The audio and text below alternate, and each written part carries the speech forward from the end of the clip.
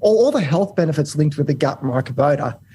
There's other things they do, but it's really these short-chain fatty acids that are produced from fermentation in the gut that are almost like the signaling molecules. They act upon locally in the gut where they can change cell proliferation. They can act upon the immune system because our gut is our biggest immune organ, but they can actually move throughout the body and they can act on fat tissue. They can change fat metabolism. They can act upon the lungs. They can act upon the brain. They can act upon muscle. It's a short-chain fatty acids that actually probably the mediators, the key link between polyphenols, a gut microbiota, and then changing insulin sensitivity and glucose production from the liver. So it's a bit of a convoluted pathway, but rather than just say, eat these fruits and vegetables because they're good for your health, we now have several gaps where we've filled in the picture of what's going on. And if you've got a good gut microbiota to start with, you'll actually metabolize better these polyphenols, and the polyphenols will then feed your gut bacteria. Welcome to the ATP Project. You're with your host, Steve and Jeff. Today we have a very special guest with us, Steve. Steve, I'll let you do the intro. Oh, it's awesome. We have got Dr. Tim Crowe with us today, who's an accredited dietitian or advanced accredited practicing dietitian. Has a Bachelor of Science, a Master of Nutrition Science, and a PhD, which is amazing. You run a website called Thinking Nutrition. And you've written an amazing book here called Understanding Nutrition, which has got a beautiful cover full of greens and colourful stuff and polyphenols. Funny what we're talking about today.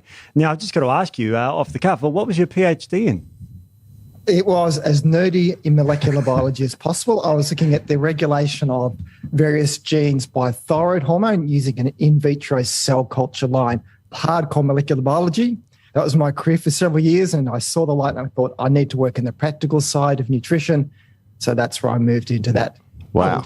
That's pretty awesome. That's pretty nice. I love it. Molecular biology, I can talk nutrition, clinical trials. I'm a nerd in all facets of science. That's great. Well, we are, I mean, in front of me, for those who aren't watching on video, I've got a mountain of papers on for today's topic, which is broadly polyphenols and the gut microbiome. Yeah. And you know what I loved about when I was researching talking about you've got an amazing podcast, and the very first one you did, if you remember the first one, was sort of, you know, how to plan eating and all this sort of stuff. And I think you've answered it beautifully with a graph that we can put up on the screen for the viewers.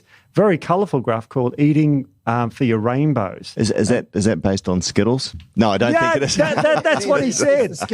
It's the Skittles and M&M's food group. Yeah. Forgotten food group. And you commented on that. You said, oh, yeah, go for the Skittles or something like that. Oh, that was funny. But it is funny. I mean, and Steve, you know, obviously we're passionate about that as well too. And we talk a lot about chicory, which specifically for bodybuilders, we talk about people that get into a habit of eating exactly the same food all the time. And it doesn't have to be for your high-end professionals or your high-end athletes as well too, is that I think that focus on habits and those focuses on not eating fresh, local, in season, we sort of just eat the same things all the time. So, yeah, I guess, Dr. Tim, you've seen probably some impact on people's microbiomes sort of eating like that?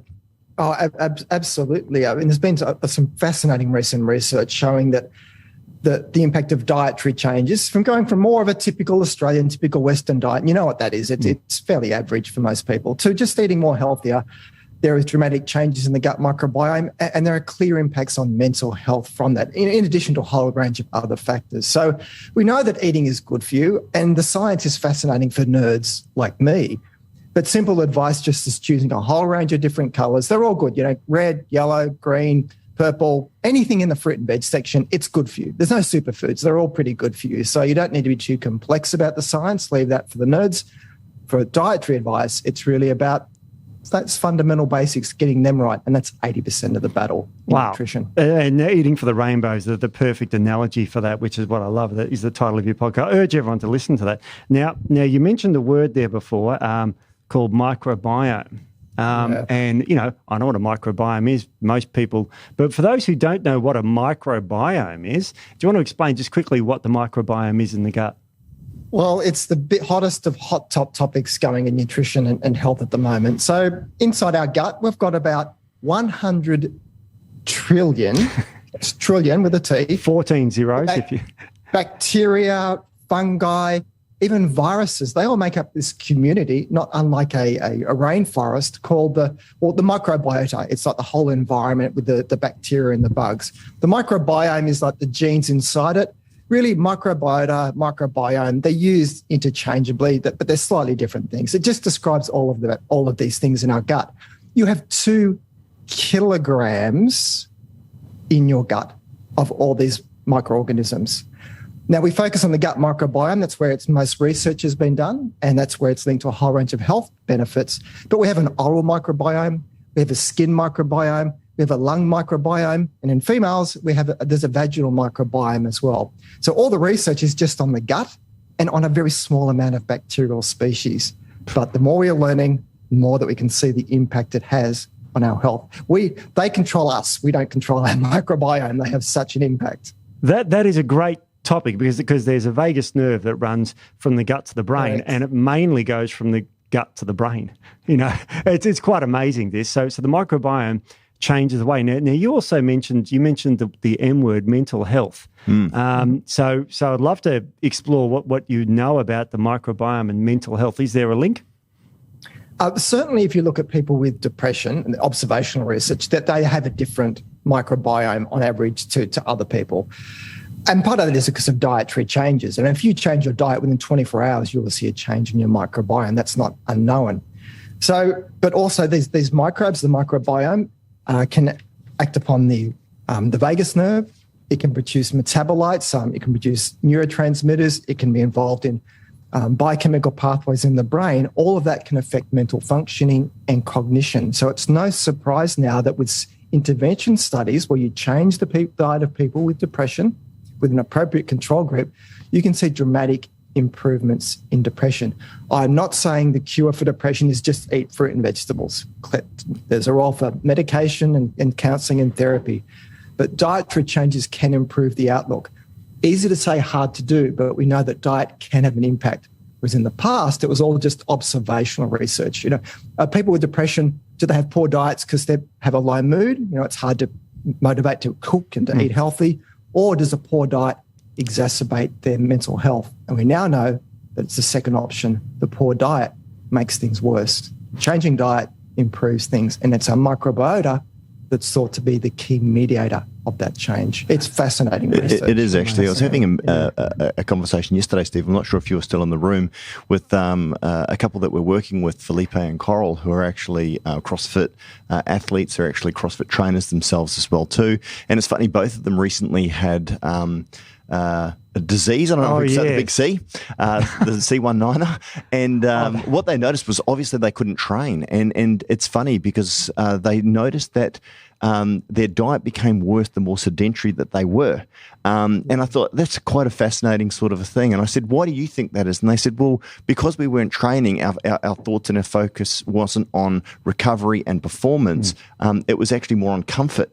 So I think sort of naturally, they started eating more comfort foods. And I can see how that could probably become a bit of a vicious spiral, because as you start feeding your microbiome certain types of foods, and this is why I'm quite fascinated with things like fasting, with eating certain types of food, how that changes your microbiome, and then how that changes, if you like, the desire for certain types of foods. Have you noticed much of that in your research in terms of either exercise or incorporating bitters, Swedish bitters and other types of foods and things like that, how that's actually impacted the overall expression and desires for the foods and even your makeup, your body composition, your mental health?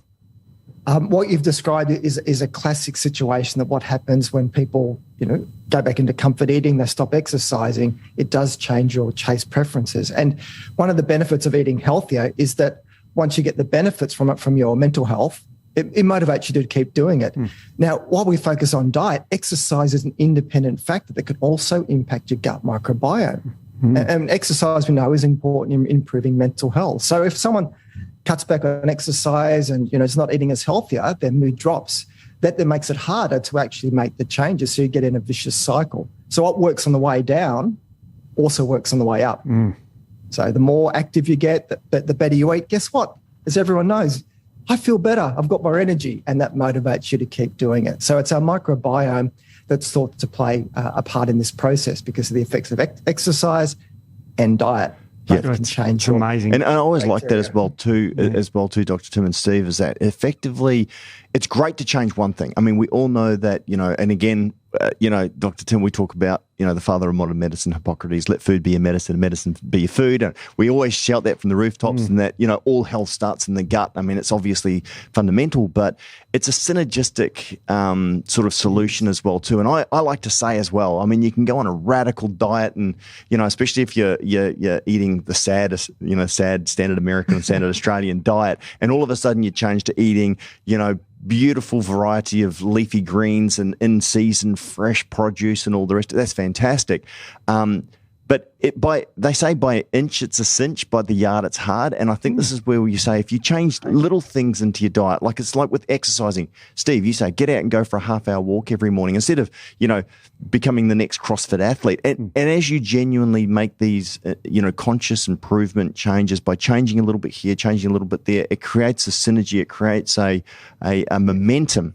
And momentum works both ways. But if you can get that momentum going and working for you, instead of trying to change everything, so little half-hour walk here, changing out that McDonald's burger for, a healthy salad and some fresh meat, that's the way to do it. That's the way to do it. Incredible.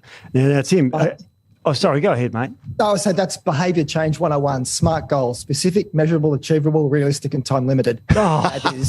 Well, How do I write that down? Jeff Cockrell, That's actually, gorgeous. it's so funny. We had a board meeting yesterday, and I'm talking about from the business side of behaviour things. change theory. It's called a SMART goal, and each of those, it's an acronym. I love it. He's written it down. It's gorgeous. Jeff, who's our new CEO, who's come on board actually from he actually came from Subway. He says that all the time, and I love it because whether it be health goals, whether it be business goals, whether it be it's good because it creates a framework to be able to obviously work towards. So yeah, God, amazing. Yeah. I mean, and also looking at a rainbow makes you feel good. Looking at this bit of paper rainbow makes me feel good too. It's got all the usual characters in it, like chlorophyll, flavonols, beta carotene, alpha carotene, carotenoids, lycopene, which is great for your prostate too, Jeff. yeah. Lycopene, just so you know. Isn't that good for your eyes as well, Steve? Yeah, but also astaxanthin is very good for your eyes, okay. and lutein and all these. So they're all. It's good for all. It goes throughout your whole body. And a lot of these are grouped into a group of chemical called polyphenols. Right. Now, we've talked about polyphenols before, but I'd love to hear what your take on polyphenols and the microbiome. We'll just stick to that because it. Okay, big topic. Well, first of all, for the nerdy chemists, Yes. a polyphenol is a 6-carbon ring in a benzene ring with a hydroxyl group attached to it. Poly means several of them. So for all the chemists, they're excited. For everybody else, they've gone, whatever. I'm excited. I'm a chemist. I thought you would be. So they're a class of chemicals. That's all you need to know. And there are about 8,000 different types of polyphenols. It's not just the flavonols and the flavones. There's families, subfamilies, and so on. Now, most plants have them. You find them in fruits, vegetables, legumes, grains, tea, coffee. All of them have them. Interesting, insects have them as well. So if you get more insects in your diet, you're getting polyphenols. Now, they're not there for our benefit. The polyphenols are there to give UV protection to the plant, to fight off predators such as insects. They're involved in signaling and growth and ripening. They have an important role for the plant. But when we eat them, we actually get some benefits from them as well. So these polyphenols, thousands of chemicals divided in lots of families, but it's the group called the flavonoids, which is another big family on its own where most of the research has been done. We might use a few names today, but I don't want to overwhelm people with terms, but you may have heard of some of them. Isoflavones found in soy, it's estrogen mimica. Anthocyanin, the star of the show in blueberries. Quercetin found in onions. Hundreds of other different ones. So they're all fairly good for our health, but some may have different effects compared to others. And it's the variety of food that ensures you get lots of different polyphenols. Because blueberries are awesome, but if you just eat blueberries, you just get a couple of different types. That's right. If you eat kale, if you eat onions, if you eat asparagus, you get a whole range of different polyphenols, and they're all pretty good because they're not just antioxidants. We always talk about polyphenols, they're antioxidants. They're also anti-inflammatory. They have a role to play in cell cycle growth and regulation. They're involved in our liver in toxin detoxification. And they're involved in glucose responses and insulin sensitivity. So yes, antioxidant for sure, but lots of other effects. So I'm going to make a statement here. And again, I don't know if this is true or not. I always say, and it's very cautious, that correlation and causation are not the same thing. Mm-hmm. But I would imagine, obviously, with population effectively becoming more overweight, more obese, probably our food choices, even though knowledge has increased, I think convenience, and I always, and again, please, Dr. Tim and Steve, correct me if you see some statements here that appear to be right but may be wrong. But we're creatures of biological demand for sweets and fats, and we sort of crave these sorts of things. But is it a true statement, or is it partially true to say that people are eating a less diverse diet now, that they're eating less polyphenols in their diet because of the processing of foods? Is that a true statement? Simple answer, yes. Okay. That's it. Right. The more you process a food, you're going to be losing these. So, from temperature, from acidity changes, from just stripping out nutrients. So the more highly processed your diet is, processing, it's fine to process food. Cooking is a form of processing, but more, high levels of processing mean there's less of these polyphenols in our diet. Because the key thing apart from insects, they're all pretty much plant foods. I've even heard that. A little bit in animal foods, but only because the animals eat plants. But sure, generally it's the plants that are the best sources. Something I heard the other day, Stephen, might have even been you that said it, that even with a lot of our fruits and specifically vegetables and things like that, that even the dirt, even if you wash it off, there's still trace amounts of dirt on our food, which we consume as well. Sounds like something I'd say. Yeah. I can't remember. But yeah, probably. I mean, the trace amounts of minerals in soil is fine to eat. It depends on how good the soil is, but, there's lots of minerals in soil because that's where the plants get them from. Remember, the plant can't make a mineral. A plant can make a vitamin, or most animals can make, say, vitamin C, except for us and monkeys and guinea pigs, and even my cat can make vitamin C, and he's pretty useless at things. Sorry, Beck, who's listening, that's actually her cat, but it's a beautiful, very good-looking cat, isn't it, Jeff? Very good-looking. Face. Yeah, crazy. It's embarrassing. Kind of looks a little bit like Sad Cat, Dr. Tim, so yeah, I don't know if you've seen that on that internet meme. Now, Tim, you mentioned a term at the end of what you last said, insulin resistance. Now, do you want to explain what sort of insulin resistance basically is and what polyphenols have to do with insulin resistance? Because that occurs at the muscle and polyphenols end up in your gut. So what's the link there? Okay, so the story goes, insulin is a great hormone. It gets maligned, but we need it. We need it to remove glucose from the blood. It also increases uptake of amino acids. It promotes protein synthesis. So you actually want insulin to do its job. The clear development of type 2 diabetes is that this body becomes less and less sensitive to insulin, meaning we have to produce more and more insulin to do the same job. It's called hyperinsulinemia, and that's linked with insulin resistance, glucose regulation, changes in lipids, and so on. Clearly, excess weight and exercise are the two biggest risk factors for insulin resistance. Now, what's the story with polyphenols? Well, the thing about polyphenols, even though we can use a few of them natively, 90% of them are actually made active in our gut by the gut microbiota. They're involved in the metabolism of these polyphenols. The polyphenols change the gut microbiota, but the gut microbiota also change the polyphenols. So that 90% of the polyphenols we eat are metabolized by our gut bacteria. Once they're metabolized and once they act upon the gut bacteria, the key change you see is production of these things called short-chain fatty acids. Is that something you've come across with your listeners, have spoken about before? Sure. We talk about butyrate and the other acetic acid and propanoic acid. Hopefully our listeners are pretty familiar with those acids. I'm not too sure. It's always good to do a recap. Yeah. So they're the beneficial acids. Sorry, all the health benefits linked with the gut microbiota. There's other things they do, but it's really these short-chain fatty acids that are produced from fermentation in the gut that are almost like the signaling molecules. They act upon locally in the gut where they can change cell proliferation. They can act upon the immune system because our gut is our biggest immune organ, but they can actually move throughout the body and they can act on fat tissue. They can change fat metabolism. They can act upon the lungs. They can act upon the brain. They can act upon muscle. It's a short-chain fatty acids that actually probably the mediators, the key link between polyphenols, a gut microbiota, and then changing insulin sensitivity and glucose production from the liver. So it's a bit of a convoluted pathway, but rather than just say, eat these fruits and vegetables because they're good for your health, we now have several gaps where we've filled in the picture of what's going on. And if you've got a good gut microbiota to start with, you'll actually metabolize better these polyphenols. And the polyphenols will then feed your gut bacteria because they can actually be metabolized in addition to all the other nutrients in these foods, vitamins, minerals, resistant starch, soluble fiber, insoluble fiber, protein, and so on, plus the polyphenols. It's interesting, and I think about things holistically as well, because I guess what you're saying as well too there, Dr. Tim, is that there's a more to it than meets the eye. It's not just one thing in, one thing out. There's all sorts of chemical reactions happening in the body.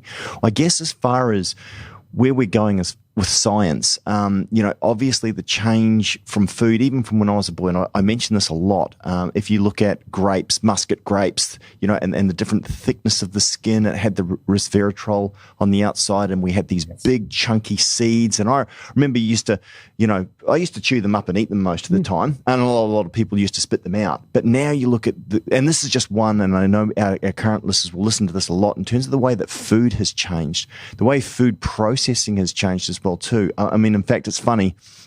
I've just seen a big write-up from lambasting Monsanto with regards to the chemicals that they're using into the soil, which is actually making the worms spasm. I know, this is kind of strange, right? So, and I don't know the answer to all of these things, but we've got, endocrine disrupting chemicals. We've got, pollutants, air pollutants. We've got changes to our food. I mean, it's hard to ascertain exactly the impact that this is obviously having, but has there been any areas of research, Dr. Tim, where you've found, wow, this is something that needs to be looked at a little bit more closely, or here's some concerns and some things that we need to look at? Look, it's interesting. You've touched on some really good points, and they're all valid. I mean, I was reading an article just a few days ago about potential chemicals found in cookware that could have an impact upon health. So you can go searching. You can find cookware, you can find soil, you can find pests. So all of those, theoretically, they could have an impact on our health. But when I step back and look at the biggest health issues we're facing, where the most benefit lies from changes, it's really going to be about physical activity and eating a broad diet. All these other things, yes, they may be an issue, but also there's benefits from them as well. So you have to weigh those pros and cons. Just like mobile phones, years ago we thought they'd maybe give you brain cancer, but how many lives have they saved? Because of the availability. True. So maybe it's a little bit like that. I focus more on my area of expertise, which is about the role of food on our health. And clearly it's the boring old advice of eating mostly plants. And if you want to have some meat and some dairy products, knock yourself out. I have no issue with them. I enjoy them. But mostly a plant-based diet that's minimally processed, that will give you a whole range of different chemicals. And that's something that is in your control of what you put in your mouth. You may not have as much control with these environmental potential toxins and so on, but their impact on health is probably much smaller compared to the impact on health on the big ones of obesity, inactivity, and poor diet. 100% agree. Now, you mentioned obesity, and a lot of people can't control what they eat. And I'm going to read from a paper here called Obesity and Gut Microbiota Brain Axis. So it tells you what it's all about here. Yes.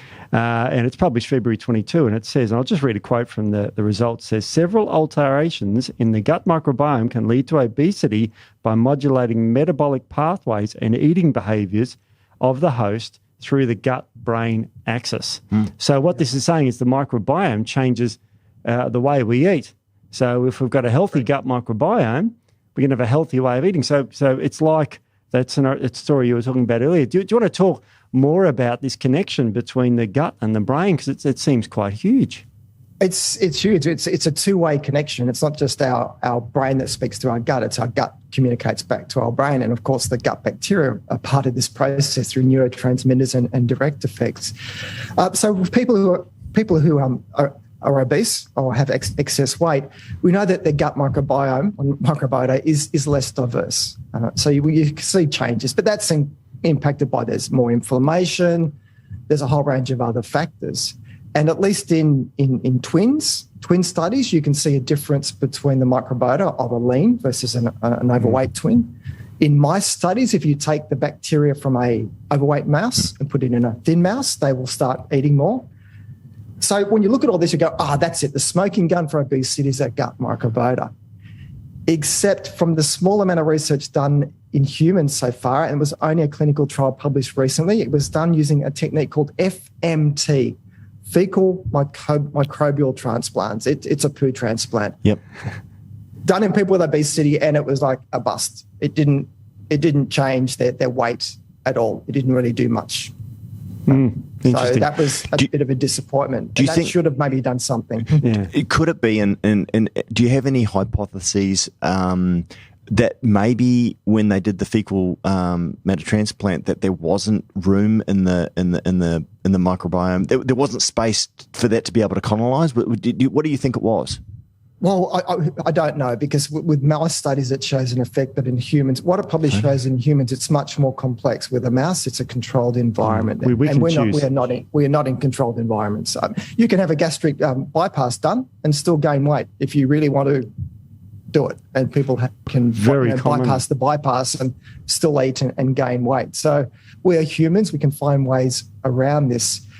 What it shows, though, is that the gut microbiota is one factor that may be linked with obesity, but because of our environment, our food environment, be it pervasive food advertising, the availability of calorie-dense, low-nutrient quality food, be it your socioeconomic status, be it where you live in a town. If you're in a less wealthy area, there'll be more fast food restaurants and less supermarkets selling healthy food. All of those impact obesity. So while it's tempting to say it's just going to be take this pill, take this crapshicle, which is actually we call them crapsules. Your obesity is crapsule, they're called. Yeah. It hasn't quite worked out like that. But when you change your diet, then your gut microbiome does change. It will improve with obesity. And that then may have flow-on effects that very small, very subtle over time, that may push you in the right direction. You have to maintain it, because within 24 hours of changing your diet, your gut microbiome will change. But if you then go back to what you were eating, within 48 hours, you'll be back to pretty much what it was. It's a lifelong diet change. I saw a study from Harvard University many, many years ago talking about the decline of a lot of the minerals and vitamins that were in it. I think copper almost went extinct in the apples that they were studying over a 50-year period. And I always wondered if part of the reason why we overeat, one of many, is the fact that we're almost our bodies are craving nutrients and vitamins and minerals and these sorts of things, but we have to consume more of these foods that are less of. I just wonder if that is having an additional worry. Look, it certainly sounds really plausible, and there's obviously not a lot of research done in this area. There's a couple of conditions where you can directly link a nutrient deficiency to actually craving that nutrient.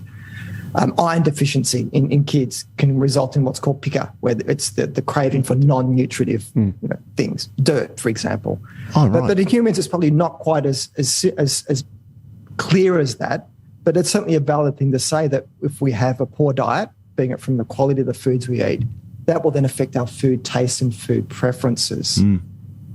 It's tricky, isn't it? It's tricky. Yeah, absolutely. In another paper, sorry to be the nerdy, it was published in Gut Microbes, which is the name of the paper, which is very interesting, 2022 again. It was the association of weight loss with changes in the gut microbiome diversity, composition and intestinal permeability, a systemic review and meta-analysis. And they found one bug that was associated. It's your favourite, Akkermansia. I'm fascinated by this bug. I really am. Yeah. I mean, it's... Yeah. But as Tim correctly pointed out before, it's to do with alpha aversity, or the Shannon index, which is more diverse microbiome, and less intestinal permeability were changes that they found when people lost weight in this meta-analysis. And just before Tim jumps in here, I know that if I remember correctly, and I could be wrong, so please correct me, guys, if you know anything different, but with specific in the microbiome with the bacteroides and the firmicutes, you're right, it was about the balance that created overall optimal health. Yep. We don't want anything to be too much higher. But in a lot of people that were studied that were obese, there was a complete deficiency of some what we considered to be beneficial bacteria, specifically Akkermansia. But Dr. Tim, obviously you're an expert here. What have you seen? Is there anything of note around this? Look, you guys are up with all of the latest research. You don't need me on this show. You've hit all the key points. Akkermansia is really one of the, as a species, it's one of the few bacteria that you can look at and going, that is clearly linked with potential inflammation and obesity. Obviously, it's a good bacteria, but that's what it's related to. This ratio of firmicutes to bacteroides, which are at the phyla level, they're not a bacteria. They're this whole class of bacteria. The higher ratio is linked with obesity. But if there's one great bacteria genus that there's linked with good health, it's the bifidobacteria. And most prebiotics are fermented to increase the production of or the population of bifidobacteria. So they're the key ones. So the alpha diversity is high alpha diversity, good gut microbiome. Lots of Akkermansia, good gut microbiome. Low firmicutes to bifidobacteroides ratio is good, and lots of bifidobacteria as well. Altogether, that's probably the best indication we have of what a healthy gut is, but it will differ from person to person. But they're the key ones that research focus on. So if you ever get your gut microbiome sequenced or characterized, they're the ones that they'll probably focus on, in addition to a whole range of other species. But they're the key markers that researchers look at. Well, for me personally, and again, I'm not a scientist, but I love working with scientists. Appreciate you, Dr. Tim. Obviously, Steve and I work with Elisma as well too, who's one of our other scientists, and we've just conducted some studies with Microbe on gut health, looking and it's fascinating. I'm just fascinated by it. And Steve, there's so much there, isn't there? But Dr. Tim, what are some of the things that you do personally and that you recommend? And I appreciate, as you said before, everybody as an individual has got, genetic polymorphisms and environmental factors and all sorts of other things. But what are some of the general, and again, I say this with a caveat, and please, you clarify your statement, because I appreciate one size does not fit all and we are all individuals. But what are some of the things that you find yourself commonly recommending that people do, in terms of specifically diet, things that they should add, or so observations that you've made? So with this, when I talk about it, first of all, I say, the basic advice we've always been told is still true. Diversity of foods, not overly processed. Sort of what dietary guidelines have said for decades, that people malign because they don't really read them or follow what they say. Yeah. But within all of those foods, there's a range of different fibers. So there's many different types of fiber that's good for our gut.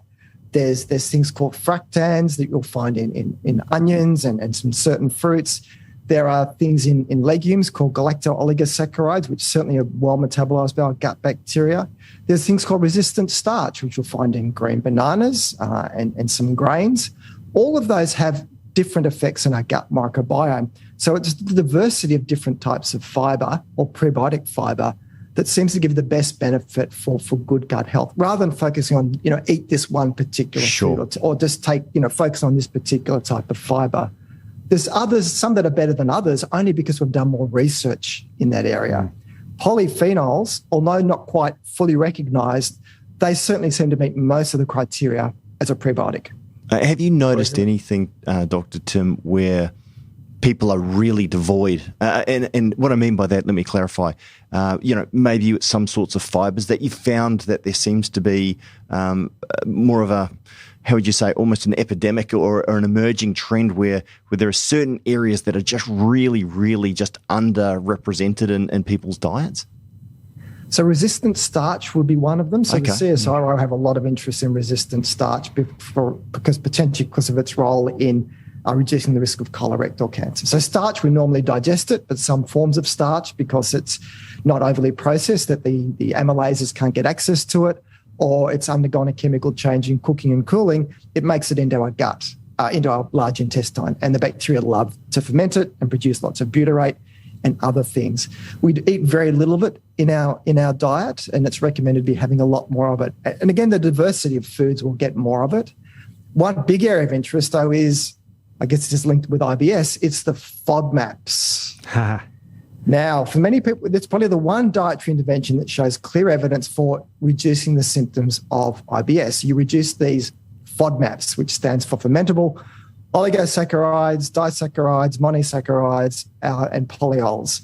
You find them in a whole range of different foods, but a lot of these are very potent prebiotic fiber, which are fermented and produce gas, and they can be uncomfortable for people. So when you cut them out, you get a benefit. The thing is, a low FODMAP diet is not for life, because you want to reintroduce these foods because they have such a good benefit for our gut bacteria. So it's a double-edged sword. So while there's lots of interest in low FODMAP diet, it's really showing the effects of these types of different fiber sorts on our gut bacteria. The reason why I'm smiling so much is because I remember a television show called Shark Tank. Have you guys seen that? Yeah, and Steve Cook, who's a very wealthy guy. I think he was in technology. Now, again, he would kill me with what he knows in computer chips and semiconductors and computer programs and script and all. I wouldn't know anything about that, right? But I remember these guys came on and they were trying to convince him of this product that they were selling, and they were talking about FODMAP, and he thought that they literally were making up that. He goes, "You're just making up acronyms to sell stuff, right?" And I appreciate that for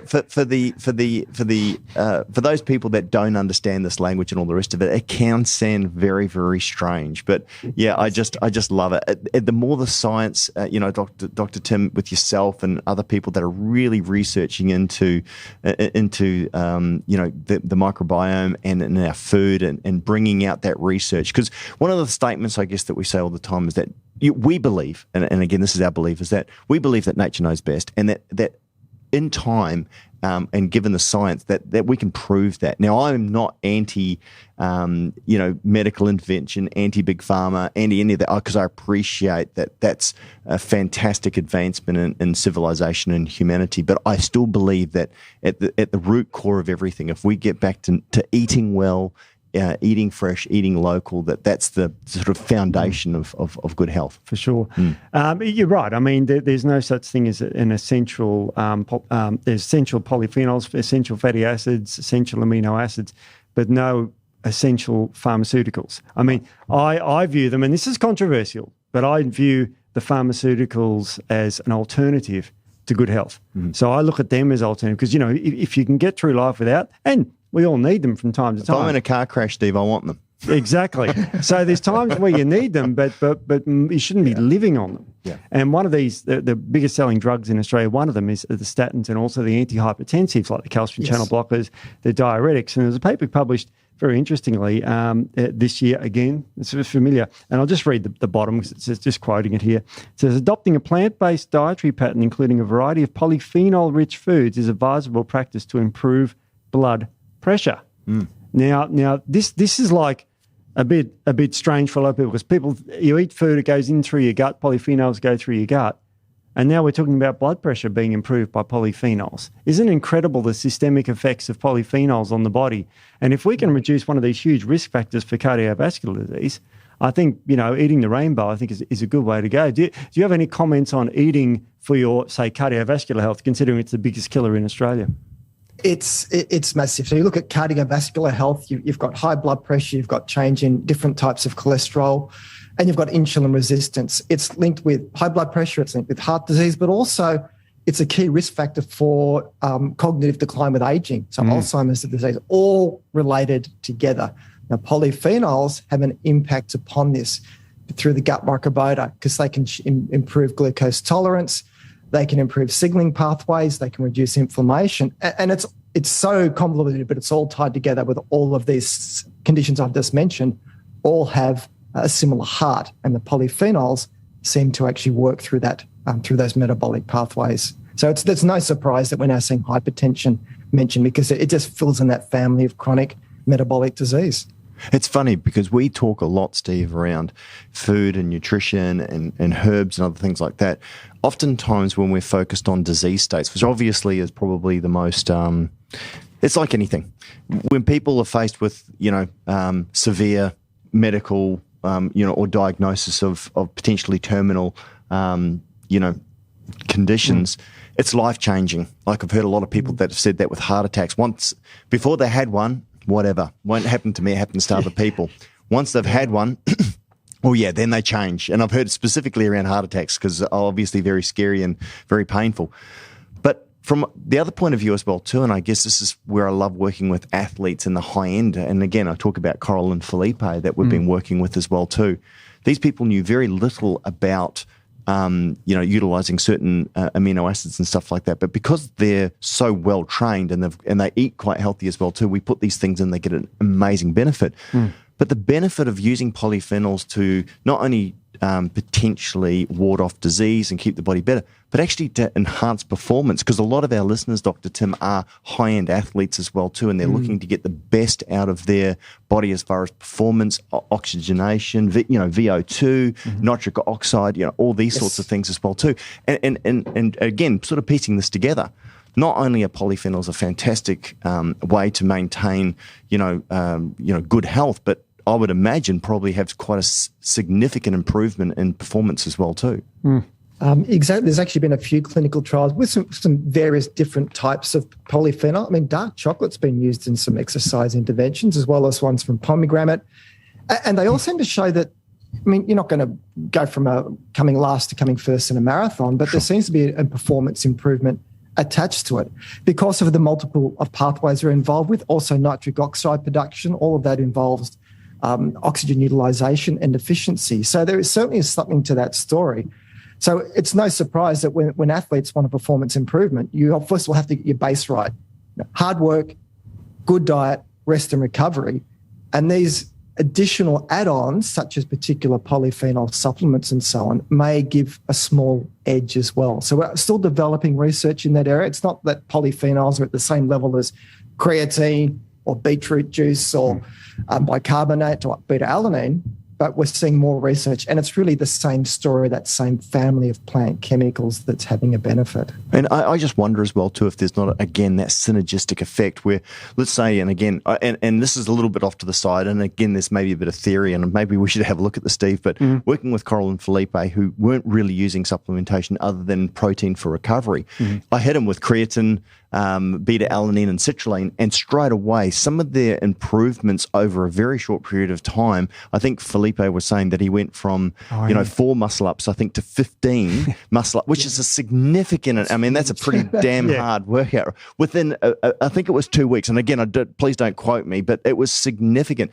But I wonder as well too, Steve, if we're looking at things like, I love pomegranate. I think it's one of a masterful, and again, I appreciate, Tim, we don't want to get carried away just on one sort of, fruit or what have you. But even dark chocolate, Steve, I think you were saying that as far as polyphenols are concerned, it was probably one of the highest. Very rich. Very rich and very powerful antioxidant as well too. But you're right, if we incorporate these things as well and then put in what I can say the state dependent or the performance enhancing compounds like creatine, like citrulline, I just wonder if that will even have a greater synergistic effect. And again, I'm just theorizing here. You're absolutely right. Now I've got another one here, another paper that I just wanted to run by you and get your thoughts on it, Tim.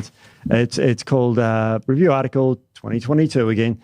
Dietary plant polyphenols as a potential drugs in neurodegenerative diseases, and it's got after that. So you're ready for the list of drugs. And what I'm going to ask you at the end of this is if you give an example of a polyphenol-rich diet. It doesn't have to suit everybody. What typically people can eat for breakfast, lunch, dinner. So here's the list anyway of foods, and this is all researched in a big table here in this paper. Sure. Things like this all helps neurodegenerative disease. Apples, berries, onions, capers, orange, lemon, blueberries, cherries, raspberries, purple grapes and black currants, green tea, parsley, celery, orange, grapefruit, soya beans, grapeseed, rose flowers, oak, witch hazel, apple, cherry, olive oil. They're all the things that have been researched in this paper that have been found using different mechanisms to improve things like Alzheimer's disease. Wow. I know. Phenomenal. So now I'll put you on the spot a little bit here. So, can you give an example of a breakfast, lunch, dinner and snacks of how to sort of incorporate that into, people are probably going, wow, I want to eat more of this sort of stuff. But can you give examples of breakfast, lunches and dinners that are very rich in these polyphenols if people want to improve their heart, brain or gut? Look, that list you've read out is an awesome list. They're all good foods. Did you mention, was there dark chocolate or cacao in that? Because I certainly I didn't even go to the next page. There's another page. Oh, there's Schisandra, turmeric, there's herbs there. Ipecalia, cateching and gallate, polyphenol. Oh, yep. dark chocolate. Dark chocolate. There it is. And, all of those have a case. So where to start? Look, if I look at the research, I think berries are some of the best foods people can eat. Not just blueberries, but the strawberries, blackberries. Those colours are because of the different polyphenol pigments that change the colour based upon the pH. So having berries with your breakfast in some form. Coffee is really underutilized or underappreciated for the benefits it can have on cognitive health. I mean, we also make jokes about our coffee addiction. It's actually when you look at the research, it's pretty clear coffee is pretty damn good for you. So if you have it, great news. And don't feel guilty about it. Yep. Tea as well. So they are good ways to get some polyphenols in your diet. But also just, for breakfast, it can be a matter of if you choose to have cereal, having something like a muesli where you're getting a different sorts of grains and fruit in them. Herbs and spices are underappreciated. They contain some of the highest levels of polyphenols. Use more of those in your cooking rather than salt, for example. Olive oil, yes, we know it's good for our heart because of the monounsaturated fatty acids, but it again is full of polyphenols. That bitter taste, if you've ever tasted really high quality extra virgin olive oil, that bitter taste in the back of your tongue, that's from something called oligocanthin, which is a polyphenol. That's thought to mediate some of the benefits. Nuts are some of the great food to be snacking on. If I had to choose one large food to be making a big part in your diet, it would be the legumes, lentils, chickpeas, kidney beans. They are the most common food eaten around the world in populations that have long, healthy lives. They are boring. They are under-eaten in Australia, and yet they are the true superfoods. So berries, legumes, coffee, dark chocolate. Everyone's going, awesome. This is the best absolutely. I've ever had on your podcast. But they all have good evidence behind of why you should eat them. But in the end, one other thing to focus on, colour. If you can see 4 or 5 different colours on your plate or throughout your day that are not Skittles or M&Ms, pretty well for polyphenols in your diet. No, and you know what? It's actually a really good point, Dr. Tim. One of the things I'm mindful of is I probably don't consume enough legumes in my diet. Just listening to you then. It's funny. For our body, Tim... what's his name? Did the 4-hour work week as well too. What's his name? Tim. Anyway, he actually utilised legumes a lot in his recommendation of helping to change, body composition. I've got a bad story with legumes, and that's probably why I avoid them, because I went from eating none, and one day my mum made a massive bowl of lentil soup. Oh no! And it was my first day at the Snow Deli when I was 17. And so I got, Do we have to edit this bit? No. And I'm down at the Snow Deli on my very first day. And this is at the Logan Hyperdome here in Brisbane. And I'm serving customers. And literally I had to stop serving a customer midway through, turn to my supervisor and say, I need to go to the toilet. I ran through the shopping centre. It was probably a good 150 metres to get to the toilet. It was close. Did you make it? I did, but I'll tell you what. But as a result of that, and it's like anything, I guess, is that you probably build these things up. Don't go to having a massive bowl of lentil soup from nothing. Maybe just add a little bit here and there. Oh, it sounds like a challenge. I think it sounds like a bit of fun there. But obviously you got lentils. I'd imagine beans and things like that as well too. But, a can of baked beans, sure, there's a little bit of added sugar. That is the easiest, simplest way to get some more legumes in your diet, because legumes are the only food that appears in 2 different food groups in the dietary guidelines. Fun fact, they're a vegetable, but also they're a protein food. There you go. Excellent source of protein. I mean, if you're into the environment, they are incredibly good for our environment because they fix nitrogen themselves. You don't need to use a lot of nitrogen fertilizer. They're just awesome foods. That's a big thing, right? And they are cheap. Yeah. So they're just underappreciated, underutilized. And if I look at the evidence for them, they're one of the best foods you could be eating. And of course, they contain polyphenols just like most other foods. That's great. But yeah. That's great. Baked beans in the morning. Go for it. I mean, red kidney beans and lentils and split pea soup and all these sorts of things. They're rich in a group of folates too, which is a type of B9, or you've probably heard of folic acid, but the folates, they're natural sources. So they're really good. And the navy beans, and they've also got like a tomato base to them, which got a bit of lycopene in it. Great. So great for all sorts of things. I think it's amazing. I know that we don't have Dr. Tim for much longer, so I just wanted to throw it over to you, Dr. Tim. Is there any other things that you want to talk about, any of your research? Obviously, we'd love our listeners to be able to come across and listen to your podcast as well too. But look, is there any research that you're doing right now, or anything that you've found quite interesting that you sort of discovered, or any conversations that you've had over the last few weeks that have really surprised you? Well, it probably has been the eating the rainbow advice, which was in before something, nutritionists would say, just choose different colours and fruits, and that's good for your health. But when you look at the research all put together in the one place, all these different pigments and antioxidants and so on, the evidence for their overall health benefits, it's pretty clear that's really solid advice. So for anyone that just wants to take away one thing today that's a bit confused about nutrition and all this conversation, just choosing foods based upon colour will ensure diversity in a whole range of polyphenols and vitamins and minerals. And that one little change can make a big difference to your diet and your health.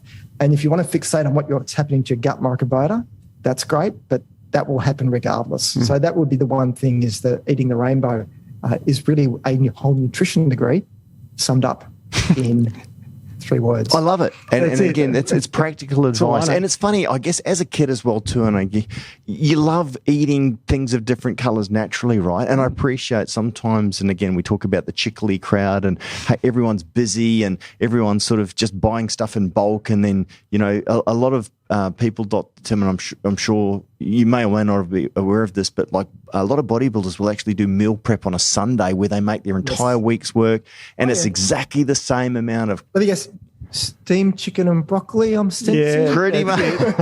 That's chickily. That's chickily. And I guess because they're so concerned, obviously, with regards to making sure that they're getting the right amount of protein and the right amount of calories, and they're measuring everything down to right. And I get that, but the problem is that I look at capsicum, for example, for our American friends, that's peppers. But you got red peppers, you got yellow ones, you got green ones. You got these different colors. So just change that up. And as you're going for your apples and your fruits, I love the muscat grapes. I love them. That nice thick with the resveratrol on them, the cloudy stuff as well too. Just try and change those things. Get your pears, get your pectin pears, and then you got different types of pears with different colours as well too. All these sorts of things can make an impact. Also, and carrots, they don't have to be orange. The purple ones, you don't have to go searching very hard for them. They're around. Yeah, well, apparently on your plate. So those different colours are there for a reason. They're not because of food dyes. It's the different polyphenols and pigments present in those foods. The purple carrots, as they say. Apparently, and again, I'm not sure if the story is true or if it's not, but apparently the orange carrot was effectively sort of cultivated, if you like, for, was it Holland or one of those countries? What I understand. Yeah, which is interesting. But you look at the old sort of, twiggy sort of carrots, the purple ones, and you've got, parsnips and turnips. And when I was younger, growing up in New Zealand, we used to eat broad beans, which are disgusting. But you'd never hear of these things anymore. There's so many types of fruits and so many types of vegetables that we just don't see. But anyway, it's fascinating. So, look, before we go, Dr. Tim, please, can you tell people how they can get in contact with you, your podcast? Because again, we're all about growing the community, and helping people to get more educated. And obviously, you've got some fantastic research and information you can share. First of all, it's been a fantastic chat. We could have gone on for hours and hours, as you can probably tell. So I'd really appreciated the chance to speak to your listeners through this. Pretty much everything I've spoken about today, you'll hear in my podcast, explored in minute detail in different episodes. And you can find that where all good podcasts are found, such as yours. And it's called Thinking Nutrition. Website is thinkingnutrition.com.au. And through that, you can stalk me on my social medias on Twitter, Facebook, Instagram. I tried TikTok, but it's a bit too crazy, so I backed away slowly from that. But otherwise, it's my website and podcast. That's where you'll find all of my science communication. And you'll never see any products or advertising. Yes, I have a job that I do full-time, but all my communication is as unbiased as I can possibly do it, in the knowledge that even being a researcher brings some bias. But there's nothing being sold to you. It's all freely available. I just love talking about good science communication. As I say at the end of every podcast, I do this to make the world less of a crazy place. Absolutely. It is. Nutrition fantastic. is crazy. I love it.